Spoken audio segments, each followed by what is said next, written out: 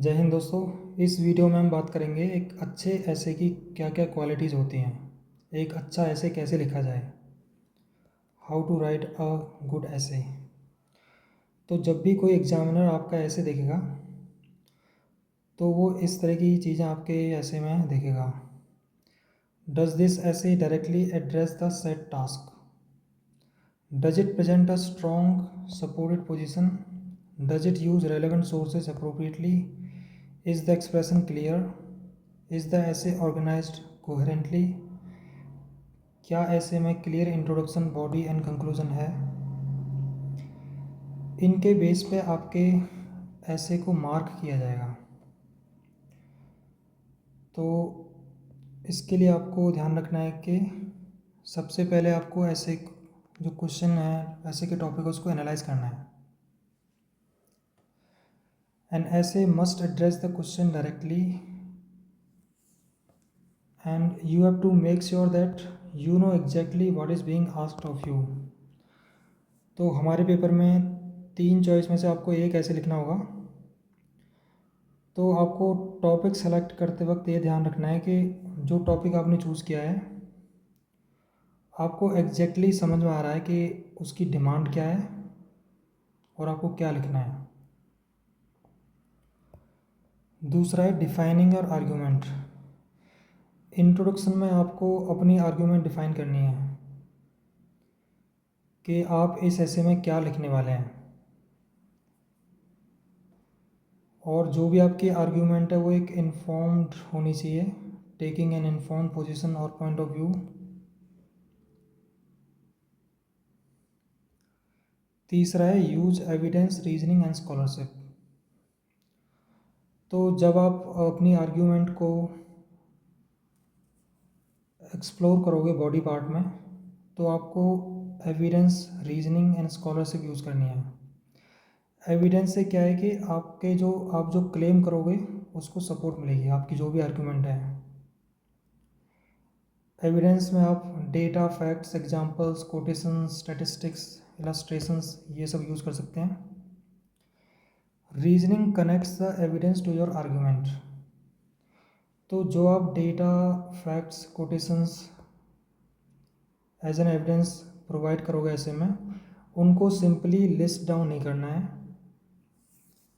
उनको आर्ग्यूमेंट से कनेक्ट करना है using reasoning and showing how it supports your argument. Fourth है ऑर्गेनाइजिंग अ कोहेरेंट ऐसे। तो इसके लिए आपके ऐसे में इंट्रोडक्शन, बॉडी, कंक्लूजन ये तीनों पार्ट क्लियरली विजिबल होने चाहिए।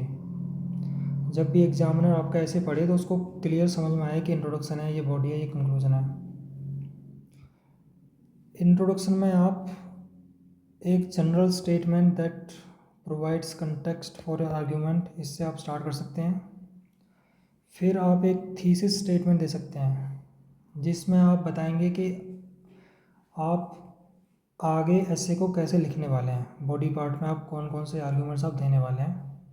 तो इसमें आप ऐसे स्टार्ट कर देंगे दिस ऐसे आर्ग्यूज दैट, फिर आप अपनी जो थीसिस स्टेटमेंट इस तरह से पूरी कर सकते हैं।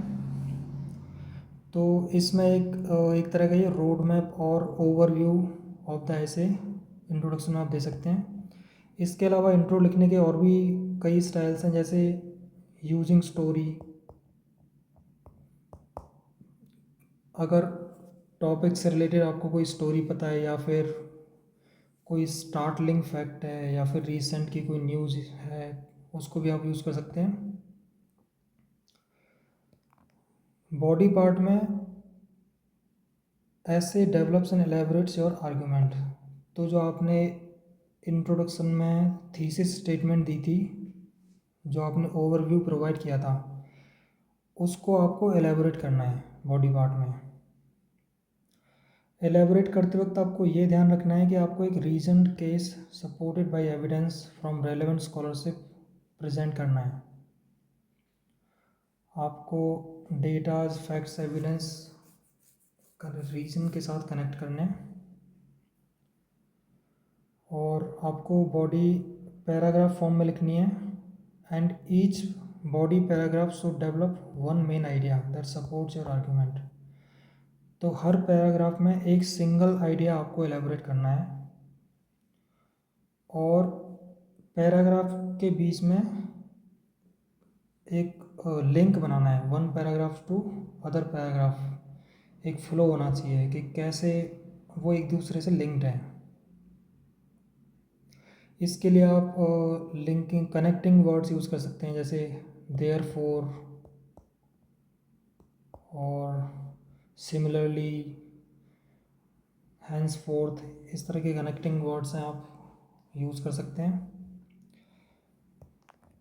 कंक्लूज़न में आपको ये खास ध्यान रखना है कि आपको इसमें कोई भी नया मटेरियल ऑफ़र नहीं करना है। जो भी मटेरियल था, जो भी आर्ग्यूमेंट आप देना चाहते थे, वो सब बॉडी पार्ट में कवर हो जाना चाहिए। कोई भी नया आर्ग्यूमेंट आपको यहाँ पे स्टार्ट नहीं करना है। कंक्लूज़न में आप एक ब्रीफ स्टेटमेंट दे सकते हैं about the main augmented position. जो आपने बॉडी पार्ट में जो भी पोजीशन ली है उसको ब्रीफली स्टेट कर सकते हैं। एक short summary of the theme, जो अभी आपने थीम डिस्कस की है उसकी शॉर्ट समरी प्रोवाइड कर सकते हैं।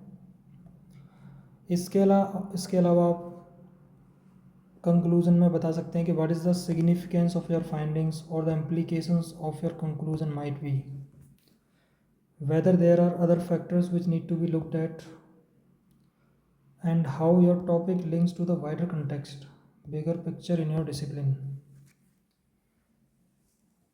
तो ये चीज़ें आप अपने कंक्लूज़न में इंक्लूड कर सकते हैं। बस आपको ये ध्यान रखना है कि आपको रिपीटेटिव नहीं होना। ये नहीं है कि आपने जो पहले लिखा हुआ उसी को सेम रिपीट कर दिया। थोड़ा सा ये ध्यान रखना है कि आपको शॉर्ट समरी देनी है, लेकिन आपको सिग्निफिकेंस और फाइंडिंग्स, अदर फैक्टर्स क्या हो सकते हैं, और how your topic links to the wider context, ये सब इंक्लूड करके आपको लिखना है कंक्लूजन में। अगर आप सिंपली रिपीट कर देंगे तो आपसे वो जो इम्पैक्ट है एग्जामिनर पे वो कम हो जाएगा और आपके मार्क्स भी कम हो जाएंगे। नेक्स्ट है राइटिंग क्लियरली। तो आपको ये इंश्योर करना बहुत ज़रूरी है कि जो भी आपने लिखा है वो एविडेंस सपोर्टेड है, जिसमें ओवरऑल स्ट्रक्चर कैसा होना चाहिए। जो आपने इंट्रो दिया है वो आर्ग्यूमेंट आपने क्लियरली स्टेट किया है कि नहीं किया है। उसके अलावा जो आपने थीसिस स्टेटमेंट दी थी, जो रोड मैप ओवरव्यू आपने इंट्रो में लिखा है, क्या एक्चुअल में बॉडी पार्ट में वो आप लिख पाए हैं या फिर कुछ आपने डिवीट किया है। Have you clearly indicated how your main points support your argument.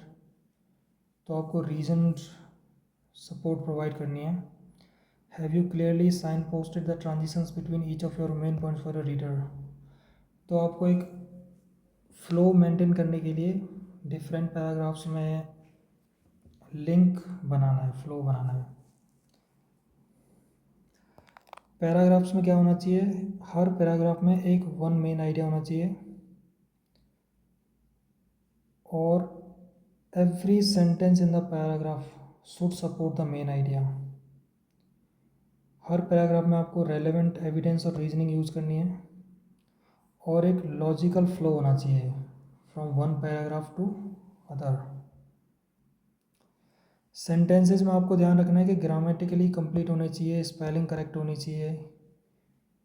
Is the link between sentences clear to your readers. आपको you have to avoid redundancy and repetition. आपको पता है कि आपको लिमिटेड वर्ड्स में ऐसे लिखना है तो रिपीटिशन नहीं होना चाहिए। Site sources and evidence. तो आपको ये इंश्योर करना है कि जो भी आपने फैक्ट्स, डेटा, एविडेंस यूज़ किया है वो सब एक तो एक्यूरेट होनी चाहिए, कंप्लीट होने चाहिए, प्लस आपको ये भी मेंशन करना है कि वो डेटा एग्जाम्पल कहाँ से आपने लिया है। जैसे अगर आप इकोनॉमिक सर्वे से कुछ यूज़ कर रहे हैं तो आपको वहाँ मेंशन करना है कि एज़ पर इकोनॉमिक सर्वे, इस तरह से आपको लिखना है।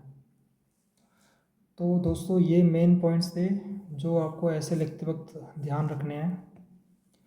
ये आपको जब ऐसे की लिखने की प्रैक्टिस करेंगे बार बार, तो ये सब चीज़ें ध्यान रखनी है, तभी आप इसको समझ पाओगे। तो आज की वीडियो में सिर्फ इतना ही, अगली वीडियो में मिलते हैं। Thank you.